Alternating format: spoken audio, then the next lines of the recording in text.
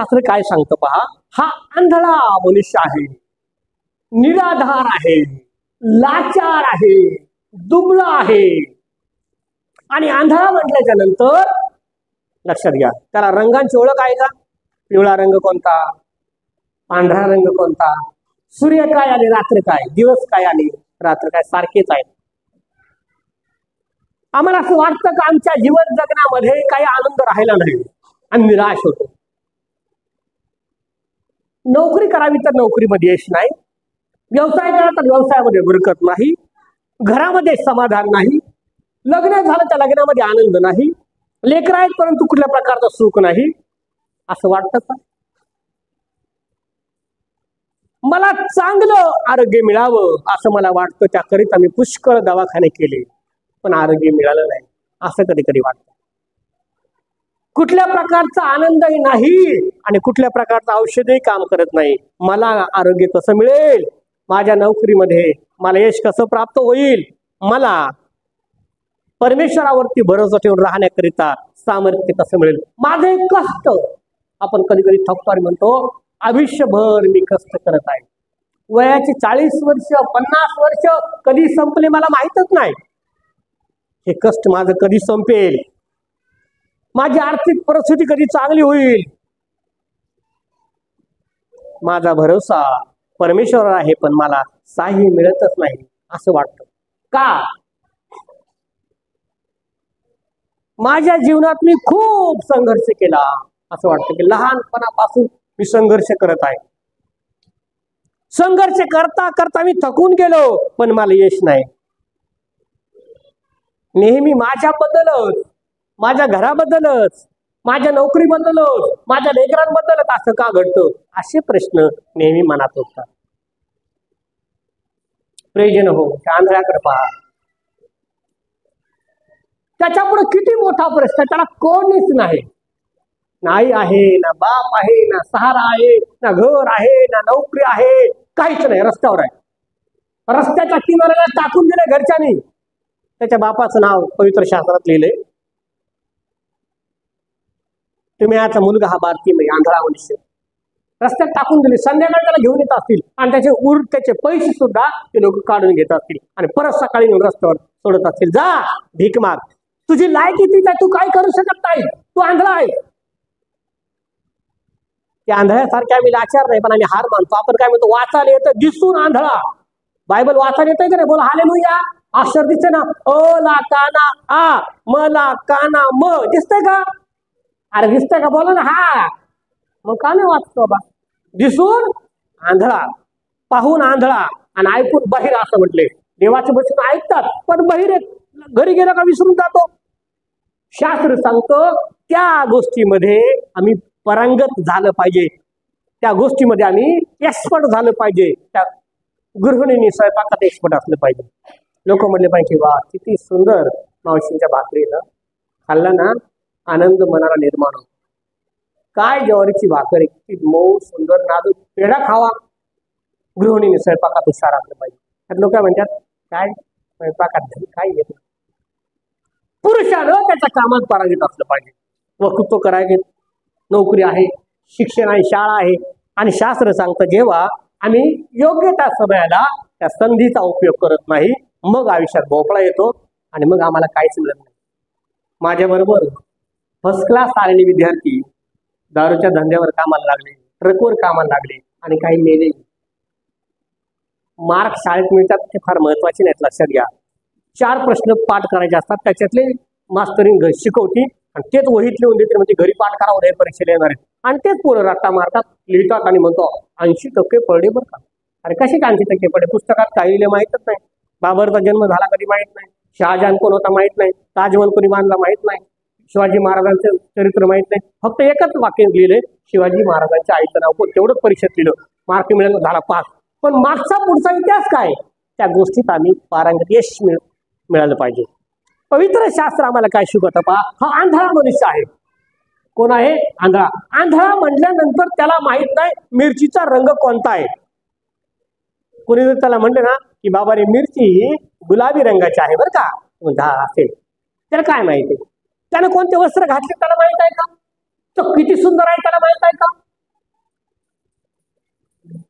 त्याच्या बाजूला सुंदर आहे का, विद्रूप आहे त्याला माहित आहे का, त्याच्या आजूबाजूचा परिसर त्याला माहित आहे का, कोणत्या रस्त्यावर त्याला सोडलंय हे सुद्धा त्याला माहित नाही.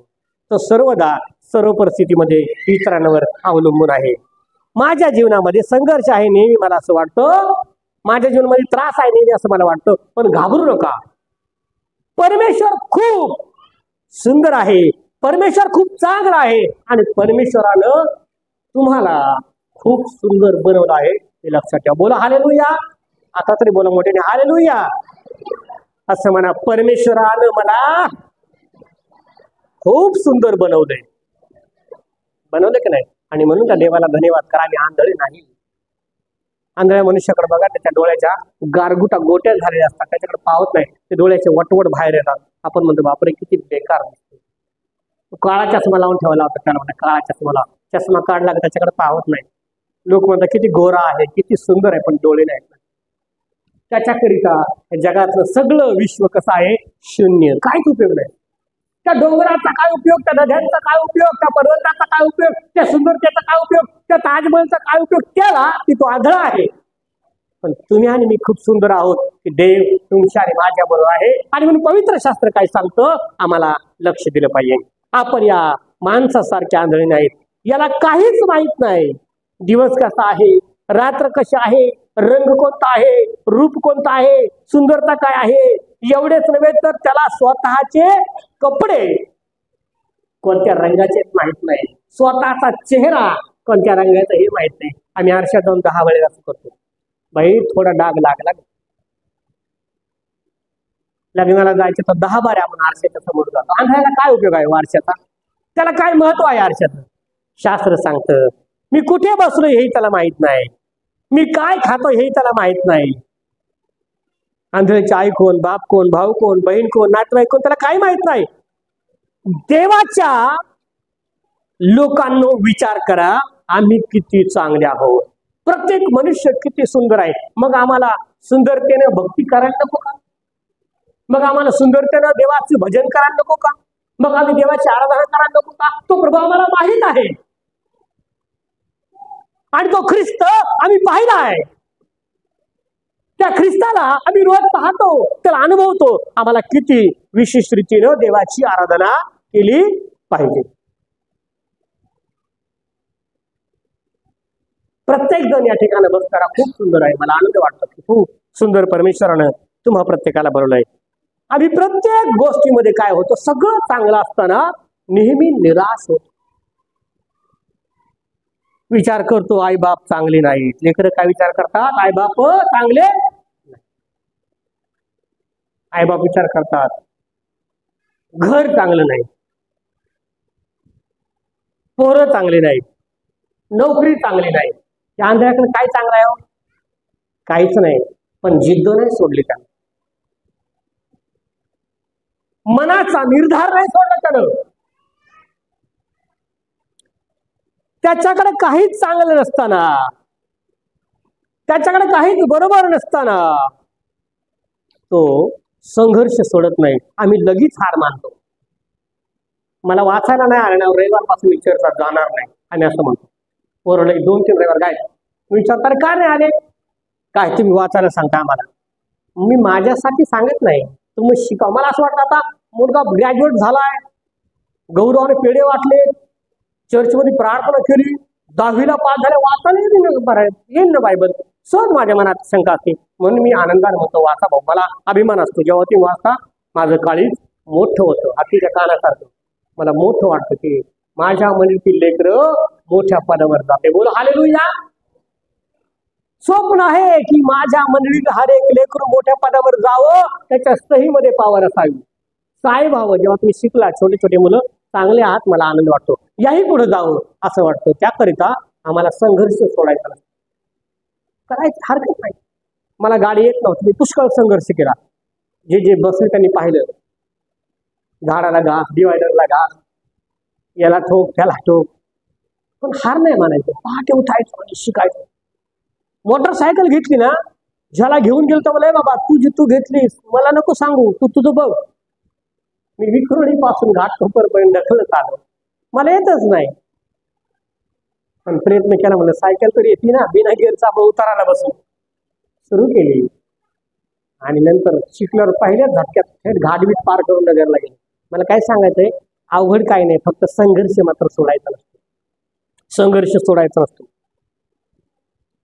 हा भिकारी आहे आणि भिकारी जीवन जगत आहे, त्याचे कपडे घाललेले असतील. भिकाऱ्याचं उदाहरण पहा, भिकारी कसा असतो, एक घोंगडी असते उदाहरण किंवा गोधडी असते त्याच्याजवळ, त्या शाल असते मळकटलेली, एकदम फाटके तुटके कपडे असतात.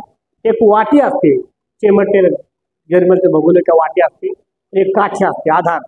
त्या काठीने आता आपटत आपटत चालतो ना, असं वाजवतो की द्या बाबा कुछ तो कुछ दे दो, भगवान के नाम पे कुछ ना कुछ दे दो. दुसऱ्यावर अवलंबून आहे. तसा भिकारी आहात का आम्ही? आम्हाला परमेश्वरानं अद्भुत बनवलं आहे आणि परमेश्वराने इतकं चांगलं बनवलंय की तुम्ही विचार करू शकणार नाही. मग वाचा त्यात शास्त्र बघत काय म्हणते, नंतर तो यरियोस आला, मग तो त्याचे शिष्य मोठा लोकसमुदाय यरियो सोडून जात असता तिमेयाचा मुलगा बारतिमय हा आंधळा भिकारी म्हटले. बा लक्षात घ्या काय म्हटले, आंधळा भिकारी वाटेवर बसला होता. तेव्हा हा नासरेतकर येशू आहे हे ऐकून, त्याला दिसत नाही, लक्षात घ्या बरं का, हे ऐकून त्याने काय ऐकलं, हा कोण चाललाय, नासरेतकर येशू. आता हा आंधळा आहे, याला तर येशूकडे जाता येत नाही, आम्हाला जाता येत नाही चर्चला, बोला हालेलुया, जाता येत आहे की नाही? आपण आंधळा आहेत का? आंधळा असला आपल्याला साफसूत करायला लागला तर चर्ची गल्ली दाखवा, पण आपण आंधळे नाही, आपल्याला जाता येत आहे. हा आंधळा आहे, याला येशूकडे जाता येत नाही, हा येशूकडे कधी गेला नाही, पण यानं येशूच्या बद्दल ऐकलेलं होतं, ऐकलं असेल. इथं काय म्हटलंय, तो वाटेवर बसला होता तेव्हा हा नासरेतकर येशू आहे हे ऐकून तो मोठ्यानं म्हणू लागला, अहो दावीद पुत्र येशू माझ्यावर दया करा. आंधळा भिकारी काय म्हणतोय, वाटेवर बसलाय, त्याने ऐकलंय येशू कोण आहे, दाविदाचा पुत्र आहे. येशू कोण आहे, तारणार आहे. येशू कोण आहे, उद्धार करणार आहे. आणि त्याला हे माहित आहे, ही जर संधी गेली तर पुन्हा कधी संधी नाही. बोला हालेलुया, मोठे मुलं हालेलुया. एकदा का दावीद 12वीत नापास झाला, आयुष्यात कधीच संधी नाही डॉक्टर बनायची, कधीच संधी नाही नोकरीची.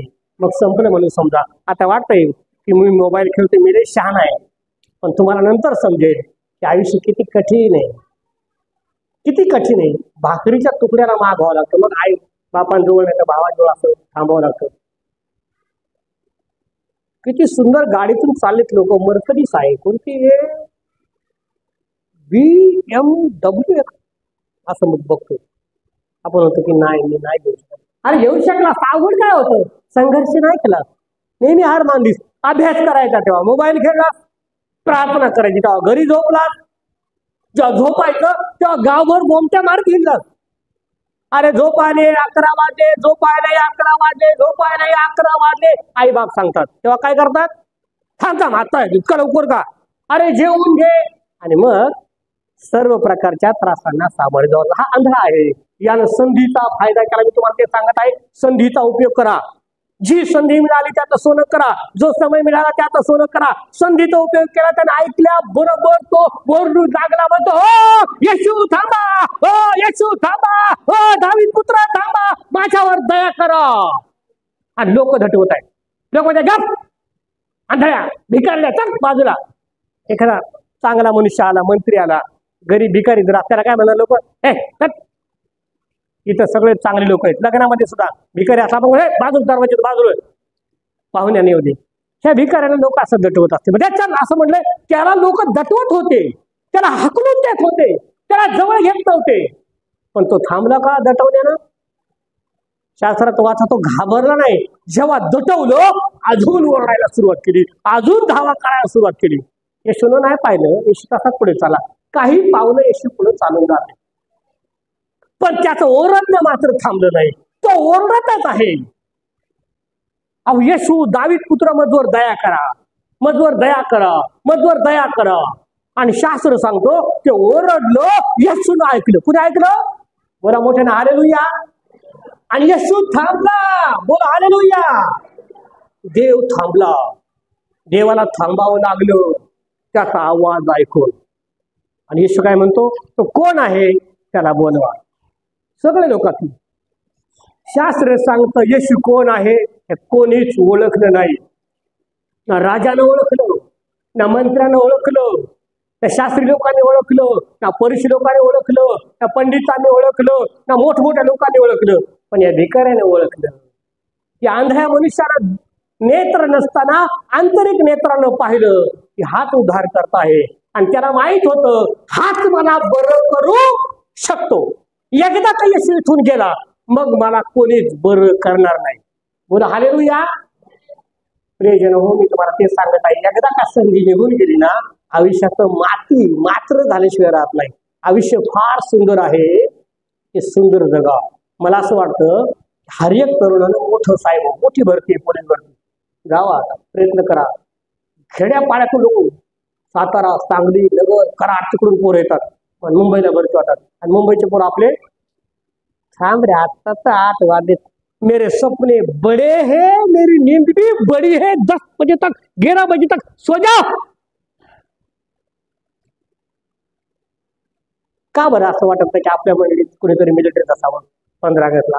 का मला वाटतं असं काय करू? अरे हसता काय? का नको वाटतं मला जायला?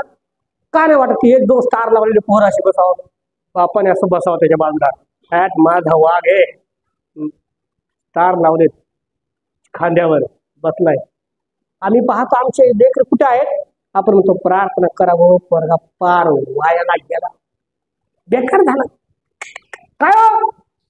काय सांगायचं बाळासाहेब, आता हाय बरं झाकडी मूठ लाखात बरं चाललंय, काय झालं काय? आता रोज पिऊन या लागला ना.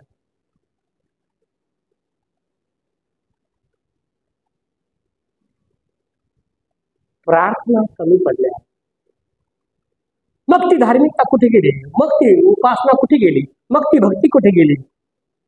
आपण काय करतो, सगळं सुख भरगच्च देतो, त्याला विचारतच नाही तू काय करतो, आणि मग अपयशात येतो. ह्या आंधळ्याकडे पहा, त्याच्याकडे काहीच नाही, निराधार आहे, सहारा नाही. त्याला माहित होतं येशू तर गेला तर मला आयुष्यभर रस्त्यावरच बसावं लागेल, येशू जर निघून गेला तर पुन्हा माझी येशूची भेट होणार नाही, मला कोण येशूकडे नेईल, मी तर आंधळा आहे. त्याला माहित होतं येशू इथून निघून गेला तर माझं काही खरं नाही, मग मला येशूला थांबवलंच पाहिजे. जीवाच्या आकांतापासून तो ओरडत आहे, जीवाच्या आकांतापासून तो प्रभूला हाक मारत आहे. तो म्हणतो होय येशू थांबा, होय दावीद पुत्र थांबा, माझ्यावर दया करा, माझ्यावर दया करा. येशूने पाहिलं कोण एवढं ओरडत आहे. येशू म्हणतो थांबा, त्याला घेऊन या. पुढे वाचा काय म्हटलंय, पुढे काय म्हटलंय, तेव्हा त्याने गप्प राहावे म्हणून लोकांनी त्याला धमकाविले. तो अधिकच ओरडू लागला, अहो दावीद पुत्र माझ्यावर दया करा. तेव्हा येशू थांबून म्हणाला त्याला बोलवा. मग त्या आंधळ्याला बोलवून लोक म्हणाले धीर धर, उठ, तो तुला बोलावित आहे. लोक काय म्हणणार, थांब आता, काय गडबड नको करू, तुला बोलावलंय. त्याचं आनंदानं काळीज मोठं झालं. त्याला बोलावलं हे समजलं ना, त्यानं काय केलं माहितीये का, ती काठी फेकून दिली, मला याची गरज नाही आता. ते कटुर पैसे असतील त्याच्यात साठवलेले, ते कटुरे टाकून दिले, ते कपडे टाकून दिले, आणि धावत सुटला येशूकडे. त्याला माहित होता आता मला येशू बरं करणार. प्रियजन हो, मला तुम्हाला ते सांगायचं आहे की देवाला तुम्हाला सुंदर मंडळी दिली, तुम्हाला सुंदर भक्ती करण्यासाठी भक्तीला बसायला स्थान दिले. आम्हाला भक्ती करायचं आहे, रविवारची आतुरतेने वाट पाहायची, धावत यायचं म्हणायचं, त्या येशूला भेटल्याशिवाय मी जाणारच नाही, माझ्या प्रश्नांची उत्तर घेऊनच मी जाईन. आणि मी तुम्हाला सांगतो, फक्त बोलण्यापुरतं नाही, शास्त्र सांगतं ते केल्याशिवाय देव जात नाही, तर दिल्याशिवाय जाणार नाही. तो आनंद तुम्हाला दिल्याशिवाय जाणार नाही. पण संघर्ष तुम्हाला करायचा आहे, झटायचे तुम्हाला, प्रार्थना करायची. आम्हाला किती वेळ बरं प्रार्थना करू शकतो आपण? अर्धा तास सुद्धा करू शकत नाही, मग देव कसं काय देईल? हा तासून तास ओरडत असेल, येशूने ऐकावं. येशूच्या समोर लोकसमुदाय आहे, प्रचंड गर्दी आहे, प्रचंड मोठा मोर्चा येशूच्या बाजूला आहे. अशा गर्दीमध्ये येशूचं लक्ष केंद्रित त्यानं करून घेतलं. इतका जीवाच्या आकांतापासून तो ओरडत आहे, आणि मग येशू त्याला म्हणतो ये. आणि येशूने त्याला विचारलं आल्यावर की मी तुला काय करा, मी तुझ्यासाठी काय करावं. आम्ही काय म्हणलो तेव्हा मला घर नाही, मला पैसे देऊन टाक. तो काय म्हणतोय, मला दृष्टी द्या, मला दृष्टी द्या. आणि येशू म्हणतो जा, तुझ्या विश्वासाने तो काय झाला, बरा झालाय. इतका त्याचा विश्वास त्याला झाला होता की येशूच मला काय करू शकतो, बरं करू शकतो. आम्ही देवाकडे येतो पण विश्वासात हारतो. आणि म्हणतो मला माहित होतं माझी प्रार्थना काय कामाची. विश्वासच नाही धरत आपण. शास्त्र सांगतो त्यानं विश्वासाने तो बरा झाला आणि बरं झाल्यावर तो त्याच्या नातेवाईकात निघून गेला. असं आहे का? काय म्हटलंय, तो बरा झाल्यावर येशूच्या मागेच चालत गेला. बोला हालेलुया. आम्ही बरं होतो, देव चांगलंही करतो, मग आम्ही चर्चला जायचं बंद करतो. आपण तर का अहो नाही ते जसं कामामुळे वेळ मिळत नाही. अरे पण नोकरी दिली कोणी, लेकरांमुळे वेळ मिळत नाही, पण लेकरं दिली कोणी. आता फार लांब राहायला गेलं ना त्याच्यामुळे आता. अरे पण एवढं सुंदर घर दिलं कोणी. शास्त्र सांगतं आंधळा येशूच्या मागे चालू लागला. पवित्र शास्त्र आम्हाला तेच सांगतं की आम्हाला त्या देवाच्या बरोबर त्याची आराधना करण्याकरिता सदैव तयार राहिलं पाहिजे. भिकारी जगण्यासाठी परमेश्वरानं आम्हाला पाचारण केलं नाही. त्या भिकाऱ्याने ते कपडे, दुर्गंधीचे वस्त्र, ती काठी टाकून दिली. आम्हाला जुनं टाकून दिलं पाहिजे, पण आम्ही टाकायला तयार नसतो. जुनं काहीच टाकायचं नाही. ना जुना स्वभाव टाकायचा, ना जुने वस्त्र टाकायचे, ना जुना राग टाकायचा. सगळं जुनं बाळगून ठेवायचं, तसं चर्चला यायचं. मग बरं होत नाही. शास्त्र सांगतं जुनं सगळं सोडून दिलं पाहिजे. हा आंधळा त्याचे कपडे, त्याच्या वस्तू, त्याचं सगळं टाकून संधीचं सोनं करून येशूच्या मागे धावत आहे. या आंधळ्याला बरं करण्यासाठी त्याला ओरडावं लागले. शास्त्र सांगतं आम्हाला सुद्धा बरं व्हायचं आहे, आध्यात्मिक आंधळेपण निघून जायचं आहे. आम्हाला येशूकडे ओरडलं पाहिजे, येशूचा धावा केला पाहिजे, त्याला जीवाच्या आकंतापासून हाक पारली पाहिजे. येशू देवाचा पुत्र आहे हे स्वीकारलं पाहिजे. आणि एवढंच नव्हे तर येशूवर विश्वास सुद्धा ठेवला पाहिजे. त्या आंधळ्याने विश्वास ठेवला, यानं हाक मारली, यानं धावा केली, हा ओरडला, त्याला दटावलं, त्याला हाकलून दिलं, पण तरी नाही थांबला. तुम्ही प्रार्थना करा. घरचे लोक म्हणतील की राव रे बाळा, बाद झाला, आता बंद करणार, लय धार्मिक झाला, आम्हाला निराश येते. घाबरू नका. त्यांना काय पण म्हणू द्या, तुमची प्रार्थना चालू ठेवा, तुमची उपासना चालू ठेवा, तुमची आराधना चालू ठेवा. तुमचं जीवन सुंदर झाल्याशिवाय देव टाकणार नाही. कारण देवाला असं वाटतं हर एक मनुष्याचं तारण हवं, कोणाचाही नाश होऊ नये.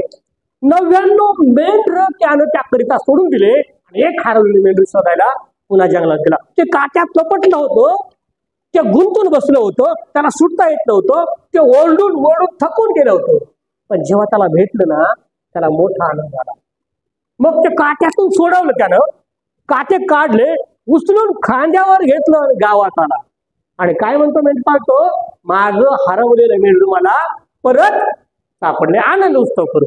शास्त्र सांगतं आमच्या घरातलं एक मेंढरू हरवलं, त्याच्यासाठी आम्हाला प्रार्थना करायची, ना की त्याला ढकलून द्यायचं, ना की त्याला दूर ढकलायचं.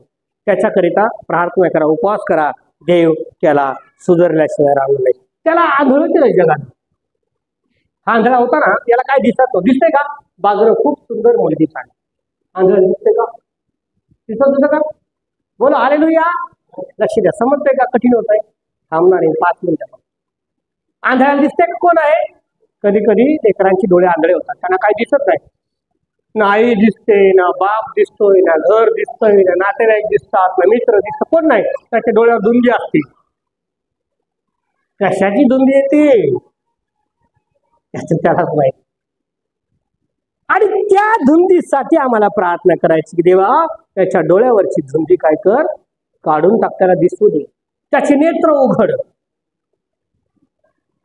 त्याचे नेत्र काय कर, उघड.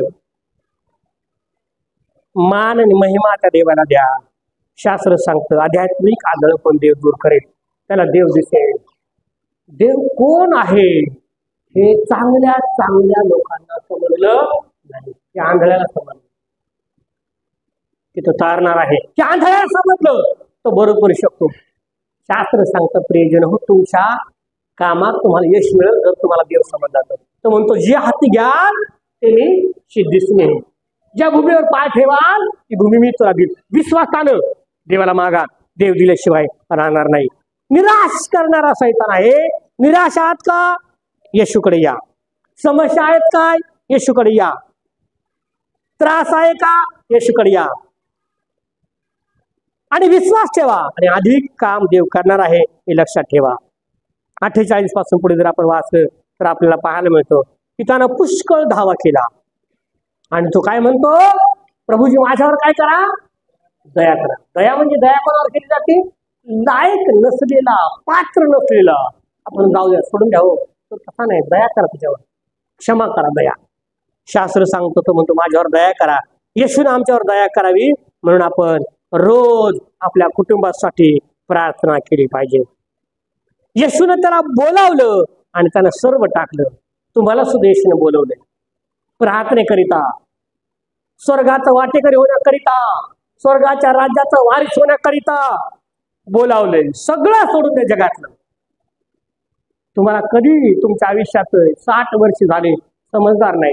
तुम्ही असं म्हणाल की मी खंडाळा पाहिला नाही, लोणावळा पाहिला नाही, आईस्क्रीमही खाल्ली नाही, पावसातही भिजलो नाही, माउंट मेरी पाहिली नाही आणि समुद्रही पाहिला नाही. बाई आता मी म्हातारी झाली, मी कधीच गेले नाही. मुंबईत राहिले पण काहीच नाही पाहिलं. संधी अजून आहे, सगळं पहा. किती सुंदर निसर्ग आहे. कमवताना त्यातले कमीत कमी असं म्हणतो मी जागा नाही 4-5% तरी स्वतःवर खर्च करा. आपण भरपूर कमवून ठेवलं ना त्याचा उपयोग दुसरे घेतात, त्यांना त्याचं काहीच महत्व राहत नाही. स्वतःसाठी जगा, प्रार्थना करा स्वतःसाठी. सकाळी पहाटे लवकर उठा, स्वतः करिता थोडा समय द्या. स्वतःला इतकं फ्रेश आणि चांगलं वाटतं, सगळे आजार आपाप निघून जातात. शास्त्र सांगतं की आम्हाला देवाकडे लक्ष द्या.